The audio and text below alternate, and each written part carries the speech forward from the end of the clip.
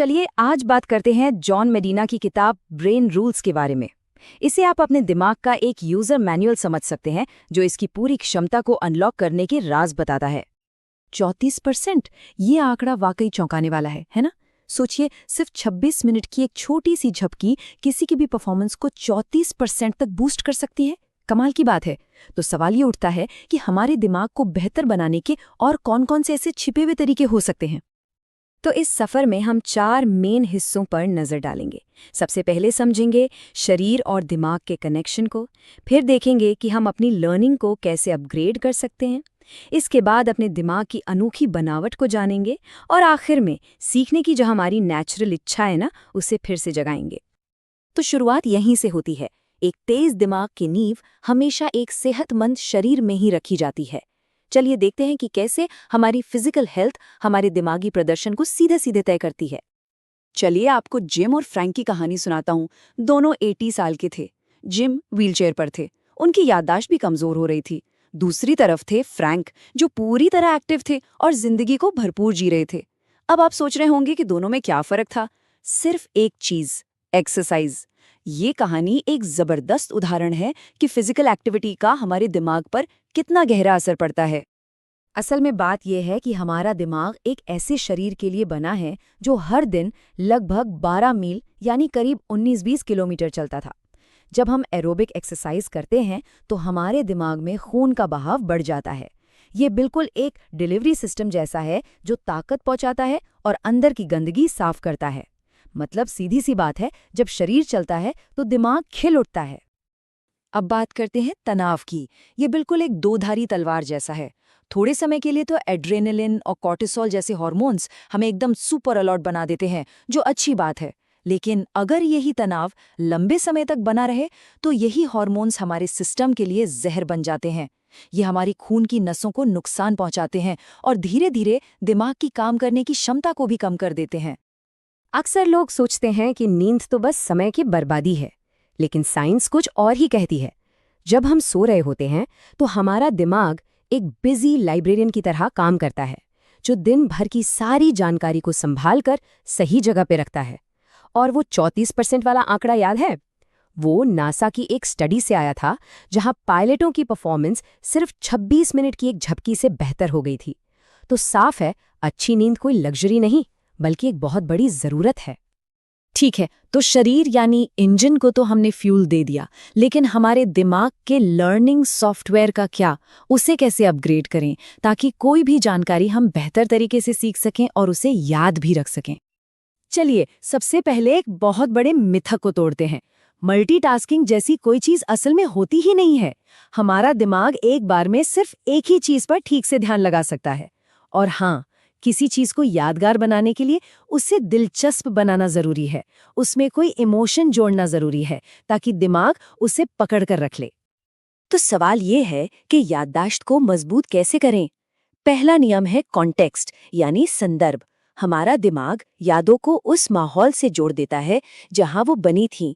यही वजह है कि अगर एग्जाम हॉल जैसे माहौल में बैठकर पढ़ाई की जाए तो असल एग्जाम में चीजों को याद करना ज्यादा आसान हो जाता है। और अगर किसी चीज को लंबे समय तक याद रखना हो तो इसका राज है नई जानकारी को उस ज्ञान से जोड़ना जो हमारे पास पहले से है। और सबसे जरूरी बात, उसे समय समय पर दोहराना। यही दोहराव यानी रिपीटिशन यादों को शॉर्ट टर्म मेमोरी से लॉन्ग टर्म मेमोरी में ट्रांसफर करता है। अच्छा, चलिए एक छोटा सा एक्सपेरिमेंट करते हैं। जरा सोचिए, एक ताज़ी रसीली नाशपाती की खुशबू, क्या वो महक आपको महसूस हो रही है? ठीक है, अब सोचिए उसी नाशपाती को सूंघते हुए अगर किसी को सेब का एक टुकड़ा खाने को दिया जाए तो उसके दिमाग को क्या लगेगा? उसे क्या स्वाद आएगा? सुनकर शायद हैरानी हो, लेकिन ज्यादातर लोग यही कहेंगे कि उन्होंने नाशपाती चखी। ये छोटा सा एक्सपेरिमेंट हमें जबरदस्त तरीके से दिखाता है कि हमारी सारी इंद्रियां यानी सेंसेस मिलकर काम करती हैं। तो सीखने का नियम साफ है, हम जितनी ज्यादा इंद्रियों का इस्तेमाल करेंगे हमारी याददाश्त उतनी ही मजबूत होगी। तो सॉफ्टवेयर की बात तो हो गई, अब आते हैं हार्डवेयर पर। हर किसी का दिमाग, उसकी वायरिंग अनोखी होती है और ये समझना कि ये कैसे बना है, इसकी पूरी क्षमता को इस्तेमाल करने का पहला कदम है। हमारे दिमाग की कहानी लाखों साल पुरानी है। इसकी शुरुआत हुई रेप्टिलियन ब्रेन से, जो सांस लेने जैसे बस बेसिक काम करता था। फिर आया मैमैलियन ब्रेन, जिसने हमें लड़ना या भागना सिखाया। और सबसे ऊपर है हमारा ह्यूमन कॉर्टेक्स, जिसने भाषा और मुश्किल सोच को जन्म दिया। और जानते हैं ये सब कैसे मुमकिन हुआ? क्योंकि इंसान ने 2 पैरों पर चलना सीख लिया, जिससे जो एनर्जी बची वो दिमाग को एक सुपर कंप्यूटर बनाने में लग गई। माइकल जॉर्डन बास्केटबॉल के भगवान माने जाते हैं, लेकिन जब उन्होंने बेसबॉल खेलने की कोशिश की तो वो बुरी तरह फेल हो गए। क्यों? क्योंकि हमारी जिंदगी के अनुभव हमारे दिमाग के वायरिंग को सचमुच बदल देते हैं। हर दिमाग अलग होता है। जो वायरिंग बास्केटबॉल के लिए जीनियस थी, वो बेसबॉल में काम ही नहीं आई। तो इस हार्डवेयर का सबसे पावरफुल हिस्सा क्या है? हमारी आंखें। देखने की जो प्रक्रिया है वो दिमाग के लगभग आधी यानी 50% रिसोर्सेज का इस्तेमाल करती है। यही वजह है कि हमें लिखी हुई बातों से ज़्यादा तस्वीरें और विजुअल्स याद रहते हैं। तनाव की हालत में एक और दिलचस्प बात सामने आती है। पुरुषों और महिलाओं का दिमाग इस पर अलग अलग तरह से रिएक्ट करता है।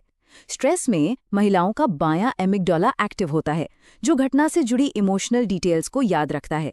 वहीं पुरुषों का दायां एमिगडाला एक्टिव होता है, जो सिर्फ घटना के सार मतलब जिस्ट या निचोड़ को याद रखता है।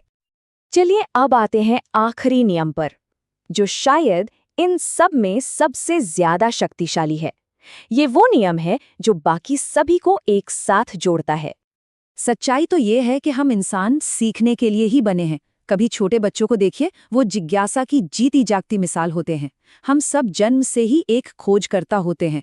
हमारे अंदर जानने और समझने की एक गहरी प्यास होती है। सीखना कोई मजबूरी नहीं है, ये हमारा स्वभाव है। तो फिर इस खोजकर्ता वाली मानसिकता को अपनी जिंदगी में कैसे लाएं? एक्टिव होकर, चीजों के साथ एक्सपेरिमेंट करके, गलतियां करने से डरे बिना, और आखिर में अपने खुद के नतीजे निकालकर। जब हम इस तरह से सीखते हैं तो वो ज्ञान सच में हमारा अपना बन जाता है। तो दिमाग के ये कुछ शक्तिशाली नियम अब हमारे सामने हैं। ये सब हमें एक बड़े सवाल पर लाकर छोड़ देता है। इन नियमों को जानने के बाद रोजमर्रा की जिंदगी में ऐसा कौन सा एक छोटा सा बदलाव लाया जा सकता है जो हमारे दिमाग के एक बेहतर वर्जन को अनलॉक कर दे?